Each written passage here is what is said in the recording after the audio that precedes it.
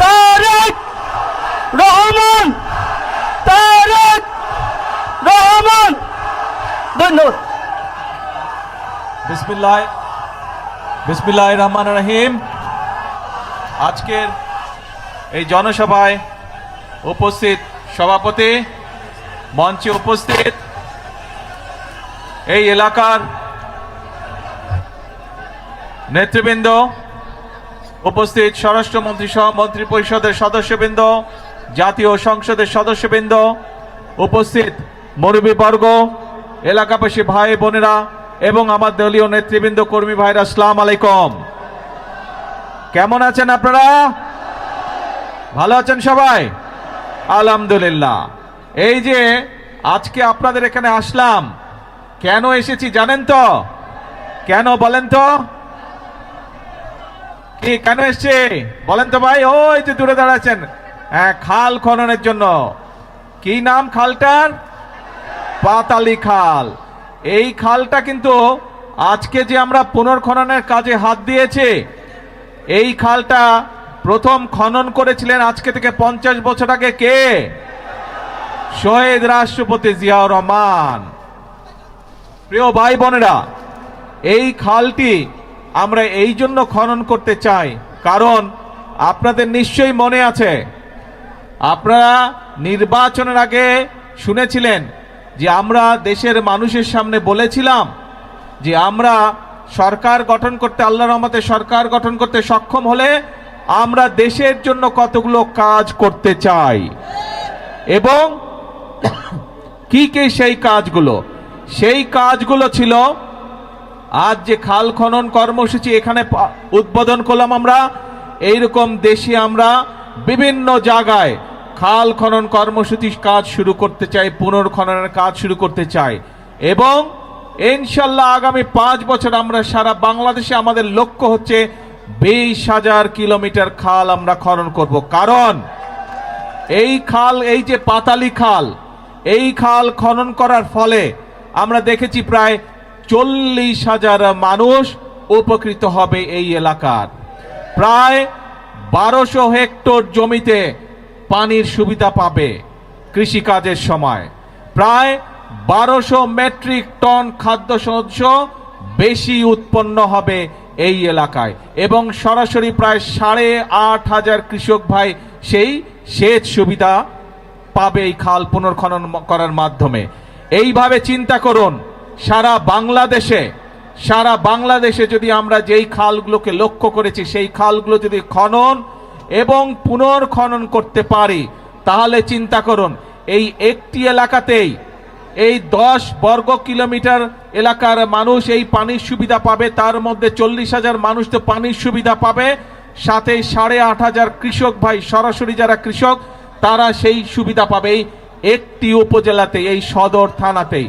তাহলে চিন্তা করুন, আমরা যদি 20,000 কিলোমিটার খাল খনন করতে পারি, সারা বাংলাদেশে কত কৃষক ভাই সরাসরি সেচের সুবিধা পাবে।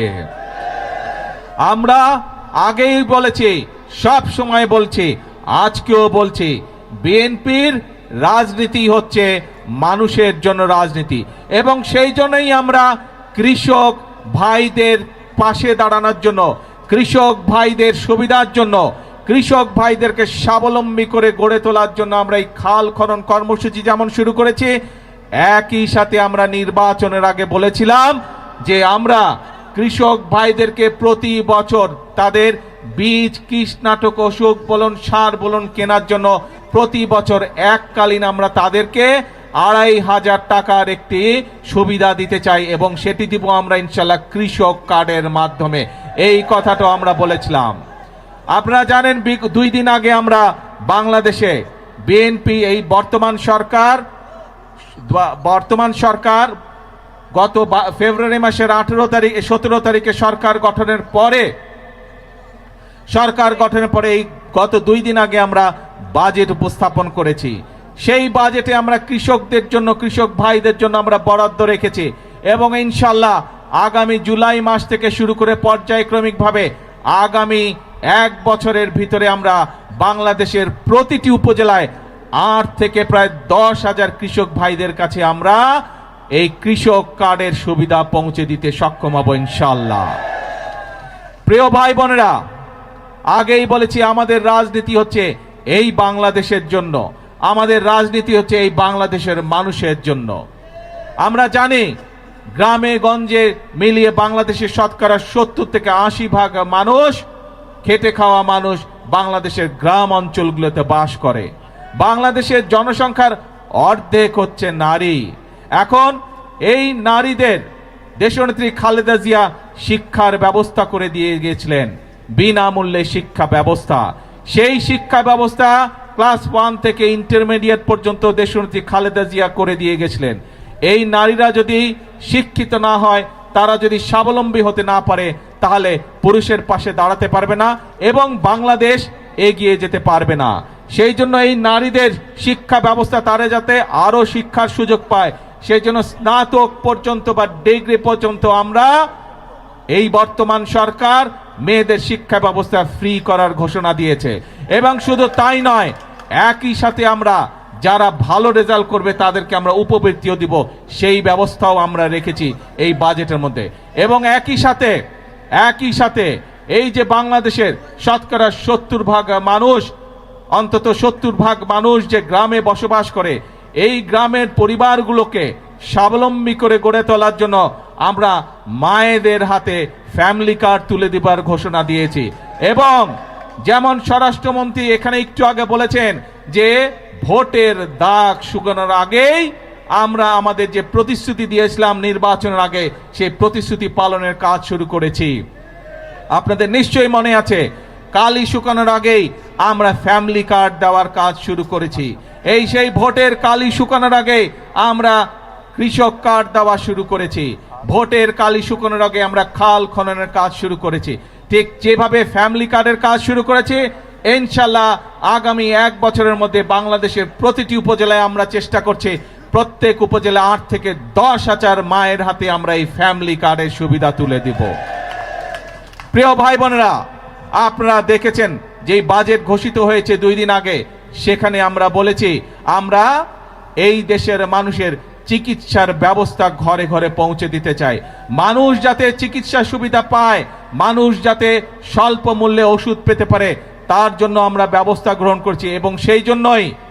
এবং সেই জন্যই অনেকগুলো চিকিৎসা ব্যবস্থার অনেকগুলোর উপরে আগের সরকারগুলো ট্যাক্স রেখে গিয়েছিল, ভ্যাট দিয়ে গিয়েছিল, আমরা সেই ট্যাক্সগুলো আমরা উঠিয়ে নিয়েছি। তার ফলে আগে একজন হার্টের রোগী সে যদি স্টেন্টিং করত, তাহলে তার যেখানে প্রায় 1.25 লক্ষ টাকার মতন খরচ হতো, সেই টাকা এই ট্যাক্স উঠায় নেবার পরে আগামী জুলাই মাস পর থেকে ইনশাল্লাহ সেটি প্রায় অর্ধেকে নেমে আসবে। শুধু তাই নয়, অনেক মানুষ, বাংলাদেশের অনেক মানুষ কিডনি ডায়ালিসিস রোগী আছে, কিডনি ডায়ালিসিস করতে হয়, সেই ডায়ালিসিসের যে ওষুধ আসে সেটিরও ট্যাক্স তুলে নেওয়া হচ্ছে। তার ফলে এখন প্রায় 800 থেকে 8,000 টাকা পর্যন্ত প্রত্যেকটি রোগীর প্রত্যেকটি ডায়ালিসিসের ক্ষেত্রে খরচ কমে আসবে। প্রিয় ভাই বোনেরা, এই কাজগুলো করার উদ্দেশ্য এবং কাজগুলো করার লক্ষ্য একটি। কি সেই লক্ষ্য? সেই লক্ষ্য হচ্ছে দেশের মানুষ যাতে একটু ভালো থাকতে পারে। আজকে সকালবেলায় আসার সময় যখন আমি প্লেনে করে এই কক্সবাজার আসছিলাম, তখন আমি প্লেনে বসে বসে পত্রিকাগুলো দেখছিলাম যে কি কি সংবাদ করেছে। অনেকগুলো পত্রিকাতে আমি দেখলাম, পত্রিকাগুলো নিউজ করেছে প্রতিবার বাজারের সময় নিত্য প্রয়োজনীয় জিনিসের মূল্য পরের দিনই বৃদ্ধি পায়। আল্লাহর রহমতে আলহামদুলিল্লাহ, শুকুর আলহামদুলিল্লাহ, এইবার বাজেট দেওয়ার পরে এখন পর্যন্ত কোনো জিনিসের দাম বৃদ্ধি পায়নি। কারণ চাল, ডাল, তেল, নুন সব প্রয়োজনীয় যে জিনিসগুলো আছে তার উপরে যে সকল ট্যাক্স ছিল, বর্তমান সরকার এই 2 দিন আগের বাজেটে 60টি পণ্যের উপর থেকে ট্যাক্স তুলে নিয়েছে, যাতে করে নিত্য প্রয়োজনীয় জিনিসের দাম না বাড়ে। প্রিয় ভাই বোনেরা, কারণ উদ্দেশ্য একটি, লক্ষ্য একটি, দেশের মানুষ যাতে ভালো থাকতে পারে। কিন্তু প্রিয় ভাই বোনেরা, আমরা যেমন মানুষের নিত্য প্রয়োজনীয় জিনিসের, ওষুধ, বিভিন্ন চিকিৎসার বিষয়ের ট্যাক্স কমিয়ে দিয়েছি যাতে সেগুলোর দাম কমে যায়, যাতে মানুষ স্বস্তিতে থাকতে পারে। আমরা ট্যাক্স বাড়িয়েছি কিসে? আমরা ট্যাক্স বাড়িয়েছি মদের উপরে, আমরা ট্যাক্স বাড়িয়েছি কিসে? আমরা ট্যাক্স বাড়িয়েছি সিগারেটের উপরে, যা মানুষের জন্য ক্ষতিকারক। কিন্তু আমরা সামাজিক মাধ্যম সহ বিভিন্ন নিউজের মধ্যে দেখলাম একটি খবর। সেই খবর? বিরোধী দল দেখলাম বলছে যে এই বাজেট তারা মানে না, গণবিরোধী বাজেট মানে না। প্রিয় ভাই বোনেরা, আপনাদের কাছে আমার প্রশ্ন, দাঁড়াও, প্রিয় ভাই বোনেরা, আপনাদের কাছে আমি প্রশ্ন রেখে যেতে চাই, যেই বাজেটে ট্যাক্স কমানো হয় সেই বাজেটও বিরোধী দল মানে না। যেই বাজেটে মদের দাম বাড়ানো হয়, যেই বাজেটে সিগারেটের দাম বাড়ানো হয়, সেই বাজেটও বিরোধী দলের পছন্দ নয়। তাহলে এবার বিরোধী দলের উদ্দেশ্য বুঝতে পেরেছেন, লক্ষ্য বুঝতে পেরেছেন?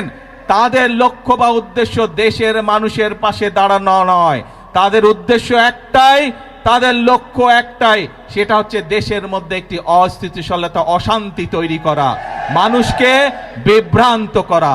প্রিয় ভাই বোনেরা, আমরা আরেকটি বিষয় এখানে বাজেটের মধ্যে উল্লেখ করেছি, বাংলাদেশ কৃষি প্রধান দেশ, কিন্তু কৃষির সাথে সাথে একই সাথে আমাদেরকে শিল্প বাণিজ্য গড়ে তুলতে হবে, এবং সে কারণেই শিল্প বাণিজ্য যদি গড়ে উঠতে পারে আমাদের সন্তানরা সেখানে কর্মসংস্থানের ব্যবস্থা হবে, চাকরি বাকরি ব্যবসা বাণিজ্য করতে পারবে। এবং সে কারণেই যে সকল শিল্প দেশে উৎপন্ন হয়, যে সকল দ্রব্য দেশে উৎপাদিত হয়, একই জিনিস যেগুলো বিদেশ থেকে আসে সেগুলোর উপরে আমরা ট্যাক্স বাড়িয়েছি, যাতে করে দেশে যেই দ্রব্যটি উৎপাদিত হচ্ছে সেই দ্রব্যটি যারা উৎপাদিত হচ্ছে সেই শিল্প কারখানাটি যাতে সাপোর্ট পেতে পারে তার ব্যবস্থা আমরা এই বাজেটের মধ্যে রেখেছি। এটিও বিরোধী দলের পছন্দ নয়। এখন প্রিয় ভাই বোনেরা, দেশের মালিক আপনারা, দেশের মালিক কোনো রাজনৈতিক দল নয়, দেশের মালিক কোনো পরিবার নয়, দেশের মালিক হচ্ছে বাংলাদেশের 20 কোটি জনগণ। এই 20 কোটি জনগণ যারা দেশের মালিক, আপনাদের কাছে আমি প্রশ্ন রেখে যাচ্ছি, আপনাদের কাছে আমি বিচার দিয়ে যাচ্ছি যে যারা জনগণকে বিভ্রান্ত করতে চায়, যেই বাজেটের মাধ্যমে জনগণের জন্য স্বস্তির ব্যবস্থার চেষ্টা করছে সরকার, সেই বাজেট বলে বিরোধী দল মানে না। তারা দাবি তুলেছে কেন মদের উপরে আমরা ট্যাক্স বাড়ালাম, তারা দাবি তুলেছে কেন আমরা সিগারেটের উপরে ট্যাক্স বাড়ালাম, এই তাদের দুঃখ, তাদের কষ্ট। কেন বর্তমান সরকার 60টি নিত্য প্রয়োজনীয় দ্রব্যমূল্যের ট্যাক্স কমিয়ে দিল, এই হচ্ছে তাদের দুঃখ। তাহলে কি এরা জনগণের বন্ধু হলো? জনগণের বন্ধু তারা হলো না। প্রিয় ভাই বোনেরা, আজ সময় এসেছে কারা জনগণের বন্ধু এবং কারা জনগণের বন্ধু নয় এইটি সঠিকভাবে নির্ণয় করতে হবে। আমরা অতীতে দেখেছি জনগণকে বিভ্রান্ত করে অনেকে অনেক কথা বলেছে, কিন্তু জনগণের ভাগ্য পরিবর্তন হয়নি, দেশের ভাগ্য পরিবর্তন হয়নি। এই প্রথম আমরা চেষ্টা করছি প্রিয় ভাই বোনেরা, বিএনপি যেমন অতীতেও চেষ্টা করেছে, আপনারাই বলেছেন এইখানে শহীদ জিয়া খাল খনন করেছিলেন, দেশনেত্রী খাল খনন করেছিলেন, বৃক্ষরোপণ করেছিলেন, এই কাজগুলোর মাধ্যমে ধীরে ধীরে দেশের অবস্থার পরিবর্তন হচ্ছিল। কিন্তু যারা বিভ্রান্তকারী, যারা ষড়যন্ত্রকারী, বিভিন্ন সময় তারা ষড়যন্ত্র করেছে এবং ষড়যন্ত্র করে মানুষের ভাগ্যের পরিবর্তনের যে গতি তাকে তারা বন্ধ করতে চেয়েছিল, দেশের ভাগ্যের পরিবর্তনের যে গতি তাকে তারা বন্ধ করতে চেয়েছিল। বিগত 12 তারিখের নির্বাচনে বাংলাদেশের মানুষ সিদ্ধান্ত নিয়েছে দেশের জন্য যারা কাজ করে তাদেরকেই বাংলাদেশের মানুষ দায়িত্ব দিয়েছে। আগেই বলেছি আমাদের সকল বিএনপির সকল ক্ষমতার উৎস হচ্ছে জনগণ, কাজেই জনগণের শক্তি হচ্ছে আমাদের শক্তি, জনগণের সমর্থন হচ্ছে আমাদের সবচেয়ে বড় সমর্থন, জনগণের শক্তি হচ্ছে আমাদের সবচেয়ে বড় শক্তি। আমাদের সাথে জনগণের সমর্থন আছে বলেই যতক্ষণ আমাদের এই ধরে প্রাণ থাকবে আমরা ততক্ষণ পর্যন্ত এই দেশ এবং এই দেশের মানুষের জন্যই কাজ করে যাব, এবং এই কাজের মাধ্যমেই আমরা চেষ্টা করব সর্বোচ্চ শক্তিতে ইনশাল্লাহ চেষ্টা করব এই দেশের ভাগ্যের পরিবর্তন করার জন্য, এই দেশের মানুষের ভাগ্যের পরিবর্তন করার জন্য। কারণ এই দেশই হচ্ছে বিএনপির প্রথম ঠিকানা, এই দেশই হচ্ছে বিএনপির শেষ ঠিকানা। সেজন্যই প্রিয় ভাই বোনেরা, আজকে আসুন, দেশ আমাদের সকলের, এই দেশই আমাদের প্রথম ঠিকানা, এই দেশই আমাদের শেষ ঠিকানা। সেজন্যই আমরা বলি, এই দেশকে গড়লে আমরাই ভালো থাকবো, আমাদের সন্তানরাই শান্তিতে থাকতে পারবে। এই দেশকে যদি আমরা গড়তে না পারি, তাহলে আমাদের সন্তানরা দুঃখ কষ্টে থাকবে। কেউ কি চায় নিজের সন্তান কষ্টে থাকুক? কেউ আমরা চাই না। সেজন্যই আমরা একটি কথাই বলি সব সময়, করব কাজ সবার আগে বাংলাদেশ। আল্লাহ হাফেজ। বাংলাদেশ জিন্দাবাদ। ধৈর্য ধরতে হবে, ধৈর্য ধরতে হবে, ইনশাল্লাহ সব হবে আস্তে আস্তে।